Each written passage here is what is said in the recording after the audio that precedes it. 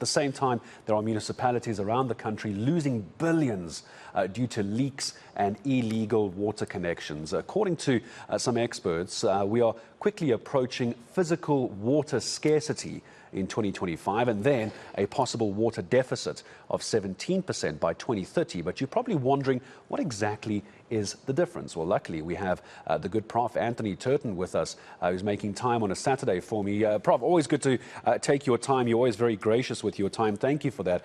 There's a lot of words and phrases I want to get through, so we all know what we're talking about here. Can we start with this water shifting? What is that exactly? Hiya, Prof. Yes, good morning to you and the listeners. The best way to describe water shifting is we're robbing Peter to pay Paul. Basically, we're shifting water around from one reservoir to another to try and pacify as many people as we can before they become extremely angry. So water shifting is a response. It's a poorly thought through response to an inadequately diagnosed problem, in my professional opinion. It's going to make matters worse, not better. So we're not actually solving a problem, we're just moving the problem from one area to another area. That's my understanding. It's like a person coming to a doctor with a headache, and then the doctor says, "Oh, because you've got a headache, we're going to give you some Disprin." But the doctor doesn't diagnose the fact that there's a tumor in the brain, and it's the tumor in the brain that's causing the headache. So in other words, yes, the Disprin will help for a while, but it's not going to solve the tumor. Yeah. So basically, we are misdiagnosing the problem, and therefore we consistently apply inappropriate solutions. And this is what we consistently do in South Africa in the water sector. And we're going to circle back to that, because I know you've got lots of thoughts on that, but just help me understand two other terms here, Prof, if you could. Water scarcity by 2025 and then a water deficit by 2030. It sounds the same to me, but this is why you're the expert. What's the difference there? Yes, so water scarcity is a concept that was developed a couple of years ago by, in fact, a mentor of mine, a Swedish professor named Malin Falkenmark. I used her work in my PhD, in fact. So what she asked the question is there a finite limit to the number of people that a given unit of water can sustain? And she did a global study, and she came up with this water scarcity index, and she found out that no civilization, no modern diversified economy was able to survive with a what she called water crowding of over 2,000 people per flow unit, and a flow unit is 1 million cubic meters of water per annum. Now, South Africa, parts of South Africa are well over that. We are in fact in many places up to 4,000. Wow. So that's what water scarcity means. It's simply an indicator. It doesn't mean to say you're going to crash and burn. It just means to say that what you have to do is understand where you are on the journey of economic growth, and therefore you've got to mobilize an enormous amount of technical ingenuity in order to solve your problems through recycling, recovery, and reuse. And this is what we have not done. And I imagine the very fact that you and I are having this conversation would indicate that there's been a gross failure over many, many years. This problem didn't come out in the last few months. This has been the long tail of a water crisis. This has been a couple of decades, I imagine. Yes, this problem was first identified in 2002 in the National Water Resource Strategy #1, which was the first official public launching of a document called the National Water Resource Strategy, mandated by the National Water Act that was published in 1998. And that says that every 5 years you've got to come up with a reconciliation strategy where your current your localized demand and your localized supply has to be managed, has to be balanced out. And in fact, we found then in 2002 that South Africa had already allocated 98% of all the water we had available and was in fact going into deficit. So wow. Deficit is what happens when you have an over allocation of water. In other words, there's more rights to water than there is water in the system. So the Vaal River system, although the Vaal Dam is full at the moment, or very close to full, it doesn't mean to say that there's water that can still be allocated, because that water has been allocated to a range of lawful water users, such as Eskom and such as all kinds of industries and various cities and what have you. So the water that's there has been allocated, and therefore once you go across that, you refer to the resource closing out.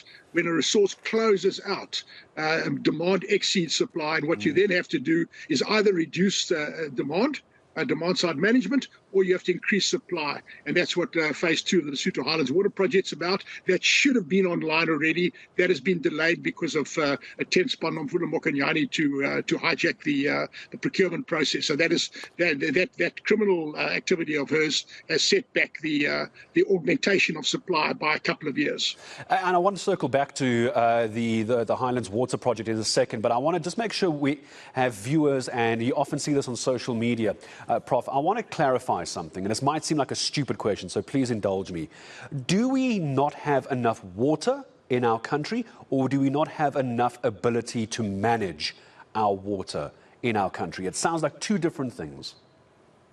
Yes, I'm going to be explicit in what I'm going to say now. South Africa is not a water scarce country. People say that all the time. We don't have a water problem. We have a management problem. Water is a flux that moves in time and space. It's an infinitely reusable resource, but we manage it as a stock, as if you use it once and discard it.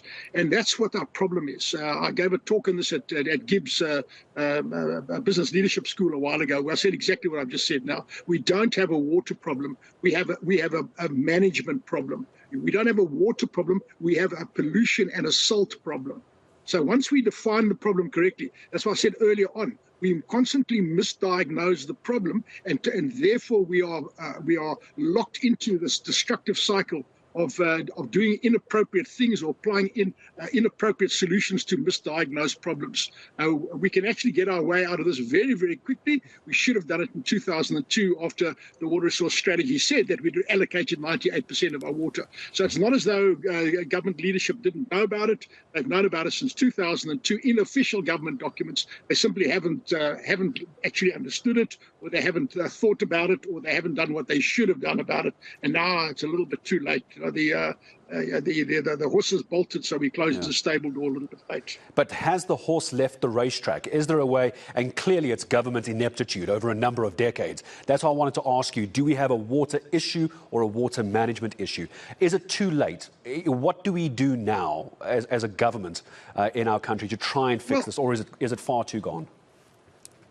Well, I mean, as we sit here right now, there's squabbling between the leadership of the Democratic Alliance and the leadership of the African National Congress, both of which are significantly important players in the management of water certainly in the case of Gauteng, but also at national level. So these two entities are squabbling at the moment. They can't fight each other. Then, of course, into that bun fight now, you've got finger pointing towards Rand Water. And the Democratic Alliance is now calling for the ousting of the CEO of Rand Water. Now, whether that is justified or not, that's an open question. However, you've got the leadership of three major entities, the ANC, the DA, and now Rand Water, all at loggerheads with each other, fighting over silly little things. None of them are actually filling their heads with solution thinking kind of processes. So that's what happens. You know, they refer to Nero as fiddling while Rome burnt. Our water crisis is so far advanced that we already have systemic failure. We started out this interview by saying today that you asked the question about water shifting. Water shifting is a manifestation of a failed system. If the system hadn't failed, we wouldn't have to even think of water shifting. So we already have a systemic failure. So while the Titanic is floundering, the captain and the navigator are fighting with each other, and then they are complaining that the person in charge of the engine room, Rand Water, is now also inadequate. So those three people are fighting and squabbling instead of sitting down and saying what needs to be done about it, what is credible, where is the leadership in this mess. Should the leadership be privatized? Should water be privatized? Take the politics out of this. I was a very strong supporter of the National Water Act when it came out in 1998. In fact, I was a very vigorous and enthusiastic supporter of it. Part of that was the democratization of water. What we've now seen at the end of the day is that water is such a complex thing. It's become so highly politicized. In fact, it's been hijacked by criminal syndicates, for want of a better word. And therefore, we've got to, in my professional opinion, firstly, depoliticize water. It must not become a political issue.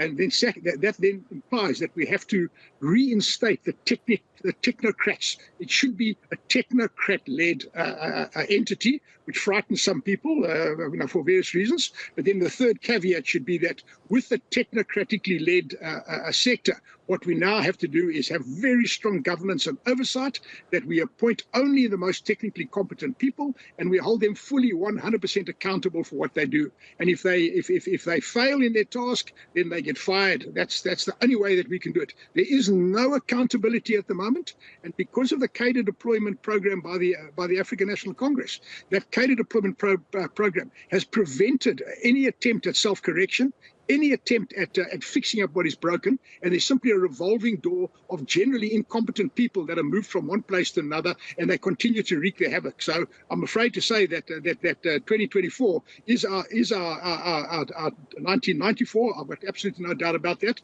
and part of that is going to be, can we in fact save the water sector? Can we save the energy sector? Because both our water and our energy sectors used to be world leaders. They're both in dire straits at the moment.